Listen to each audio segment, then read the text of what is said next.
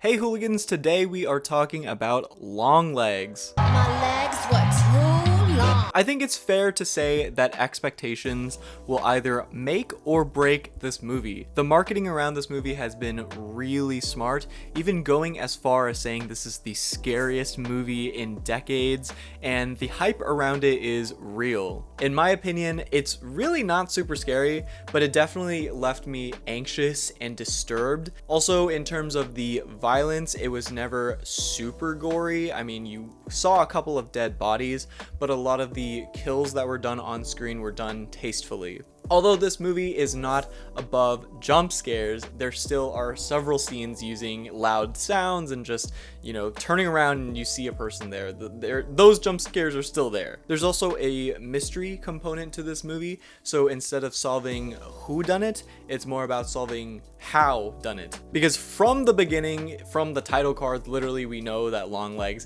is played by Nick Cage, and we know he's going to be responsible for the murders somehow. The interesting part is just how is he doing it? So there's been a lot of comparisons calling this movie similar to Silence of the Lambs and Seven and Zodiac, and I definitely see hints of those in this movie, but I do think those movies still do it better. But this movie is actually more supernatural than just serial killers, so that's one of the biggest differences, and I'm going to talk about that a little bit more in detail later. I thought this movie had really perfect runtime at about an hour and 40 minutes.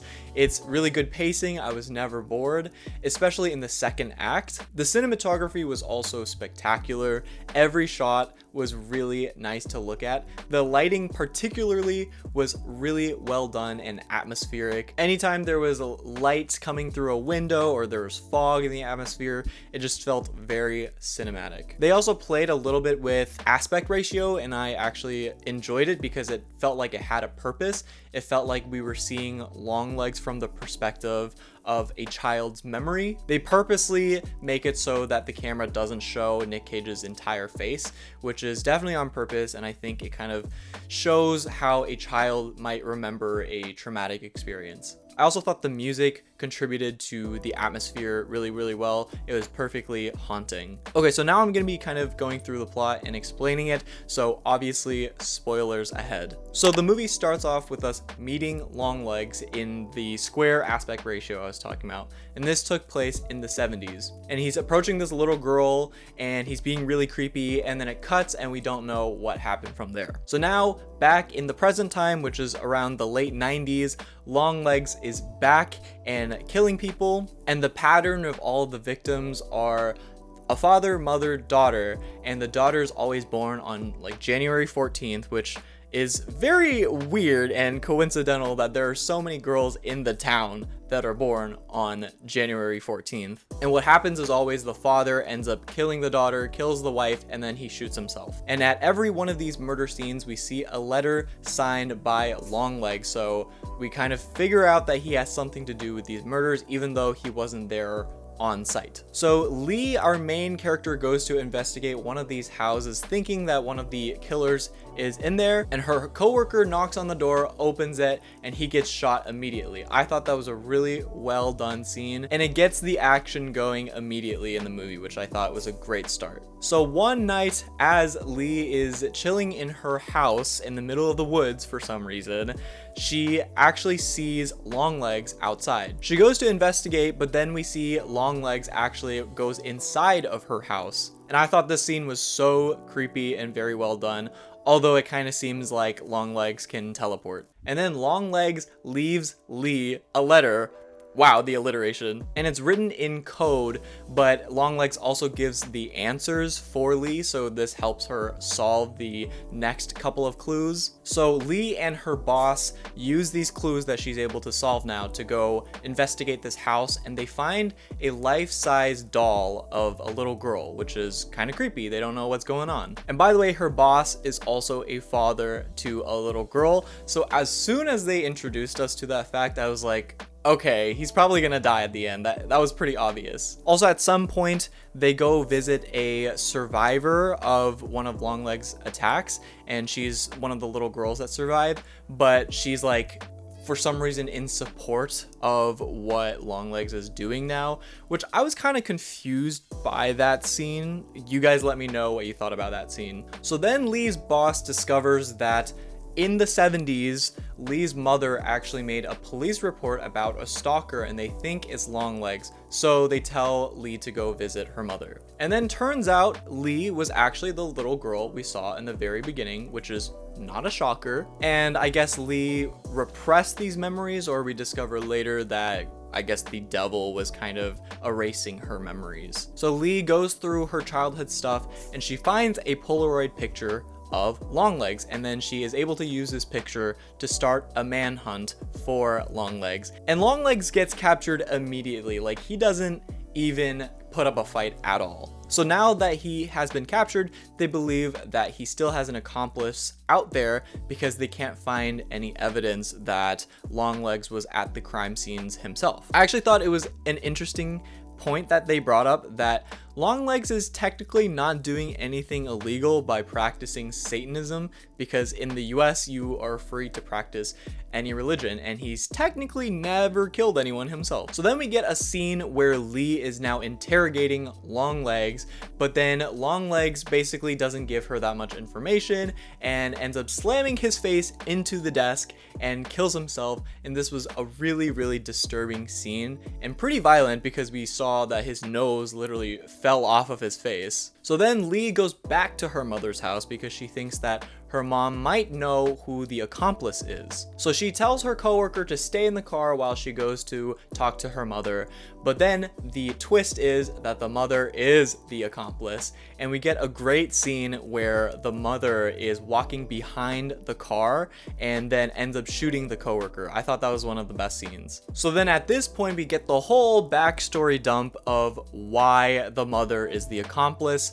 Basically, in the 70s, when Longlegs attacked Lee, the mother made a deal with him that if he doesn't kill Lee, she'll help him with his demonic work. And so what she does is she dresses up as a nun, goes door to door to these families that have a little girl, and she tells them that, hey, you've won this reward from the church. And she opens up the reward and it's the voodoo doll of the little girls. So as soon as the doll enters the house, I guess this possession takes place where the dad ends up killing the wife and the kid. And I think their ultimate plan was to kill enough little girls and families so that they can summon the devil himself, but that was a little bit unclear. I thought this whole exposition dumping part with narration was honestly really distracting and not well done at all. I thought this movie would be too smart to do like an amateur narration type of thing,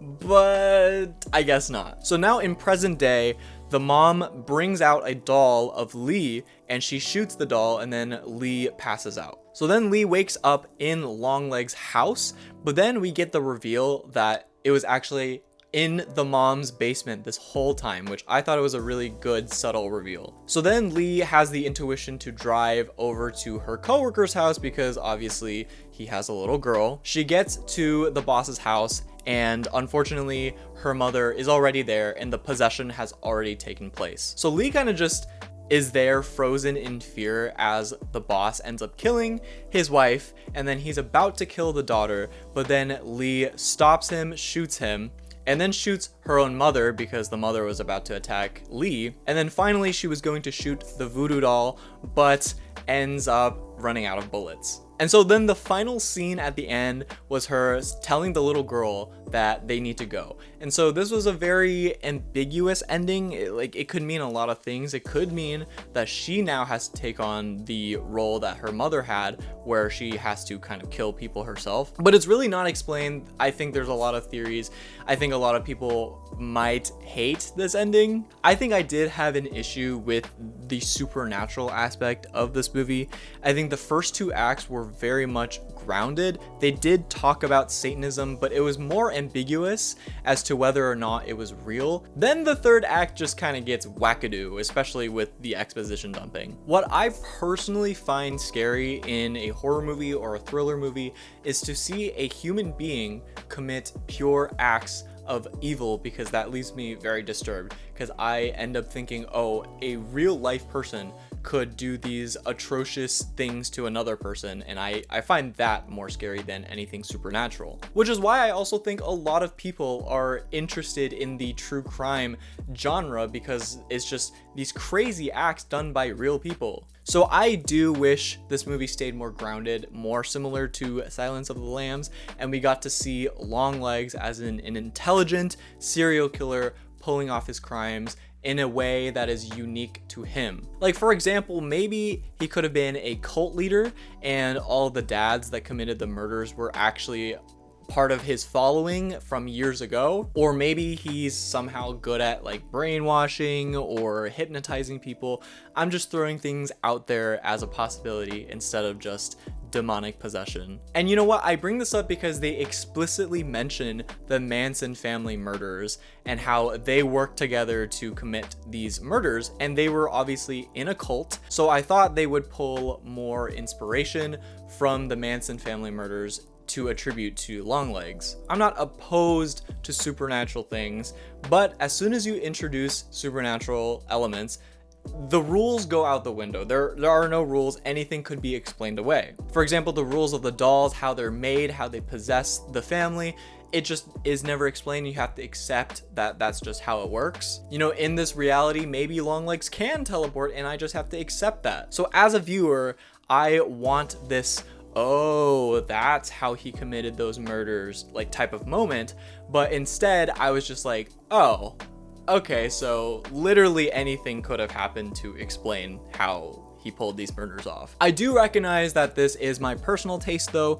I'm sure people will actually enjoy the supernatural aspect as something different from Silence of the Lambs. I just think it's less common these days to see horror movies that don't have any supernatural element. And honestly, this movie was barely even a horror movie. It was a thriller. So I think it's a bit of a missed opportunity to just have a purely grounded serial killer movie. Now let's talk about the individual characters a little bit. Lee Harker, who is played by Maika Monroe. I've never seen her before, but she did a really great job at acting. But for an FBI agent, she sure suffers from DBS, aka dumb bitch syndrome. First of all, her house that she's living in is basically a cabin in the woods. It's already terrifying. Why is she living there? Even more absurd is, why does she leave her blinds open when she's living in the middle of nowhere? Although now that I think about it, I do know some people personally that also leave their blinds open at night. Is this a white person thing? Also, Lee got every one of her coworkers killed.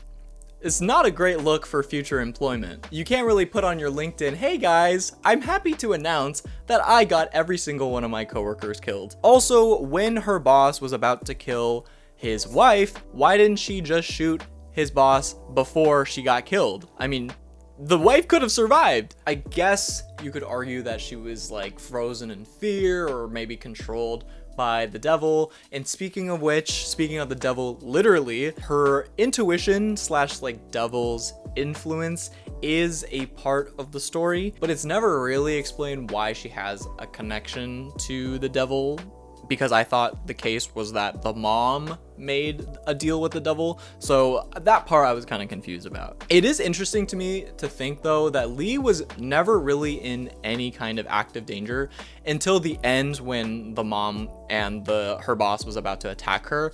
But I mean, because the mom made a deal with Longlegs, Longlegs was never after her, so she was never in any danger. Also, speaking of her boss, Agent Carter, who is played by Blair Underwood, I thought he also did a great job acting, especially when he got possessed and he had to like turn evil. And of course, we have to talk about Longlegs, played by Nick Cage himself. It's interesting to me that they never really explain why he's called Longlegs, besides the one line in the beginning where he said, "I brought my long legs today." I thought Nick Cage did an incredible job. He was very creepy in like an uncanny valley type of way, although I will say at times maybe he was a little too campy. He was starting to remind me of The Mask, and it was hard to take him seriously during those moments, and I was like, maybe someone should have told him to pull back a little bit. And I wish he didn't get killed off in the second act. I wish he got to do more and be more of an active threat, because he himself